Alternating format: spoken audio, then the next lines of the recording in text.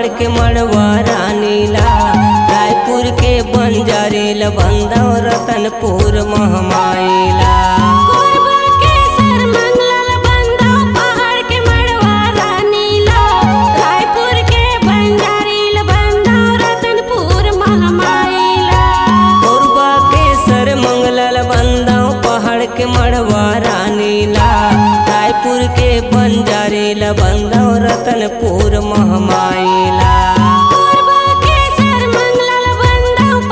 के मड़वा रानीला, रायपुर के बंजारील बंदौ रतनपुर महमाइला।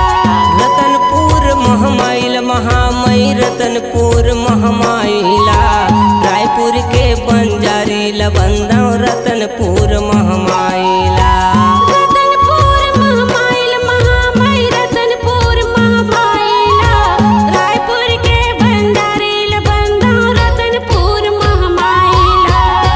जननी जनकपुर के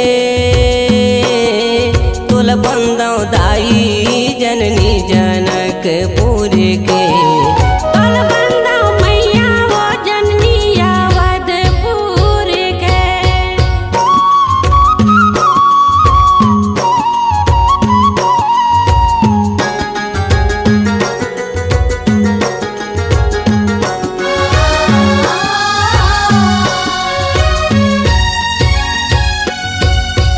कलकत्ता के कालील बंदौ डूंगरगढ़ बमलाइला, सारंगढ़ सरस्वतील बंदौ दुर्ग के दुर्गा दाइला।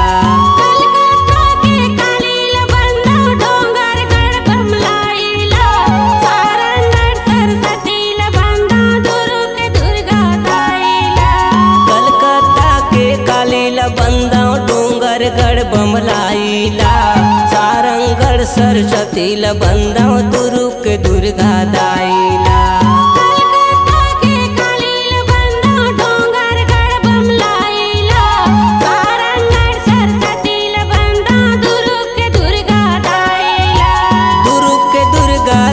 महामई दुर्ग के दुर्गा दाइला, सारंगढ़ सरस्वतील बंदौ दुर्ग के दुर्गा दाइला।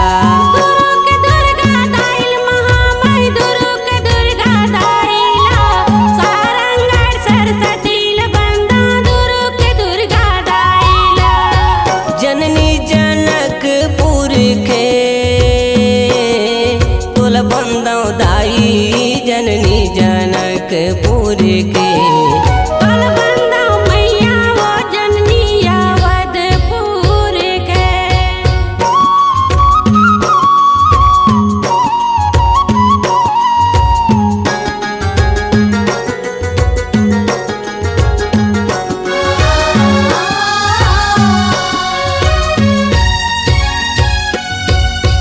भारत भुइयां के वैष्णो देवी मैहर शारद माइला, छत्तीसगढ़ महतारील बंदौ रायगढ़ बूढ़ी माइला।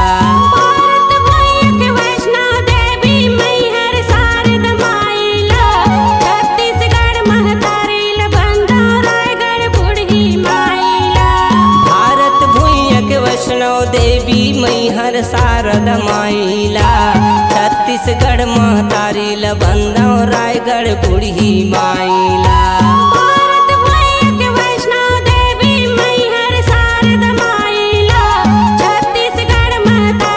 बंदौ रायगढ़ बूढ़ी माइला।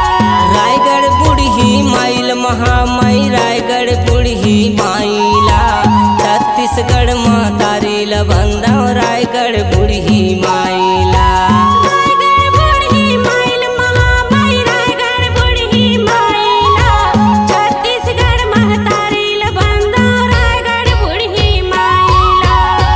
जननी जनकपुर के तोल बंदौ दाई, जननी जनकपुर के तोल बंदौ मैया वो जननी अवधपुर के।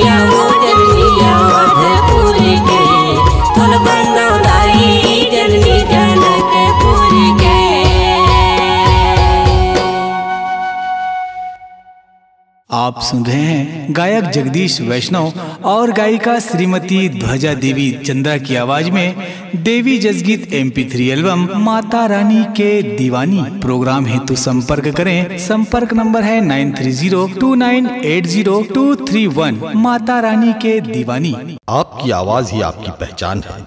यदि आप अपनी आवाज को एक नया आयाम देना चाहते हैं तो चले आइए मल्टी ट्रैक डिजिटल रिकॉर्डिंग के लिए AVM audio video studio Khamtarai Raipur. Mobile number 9301523929 और 7869646201।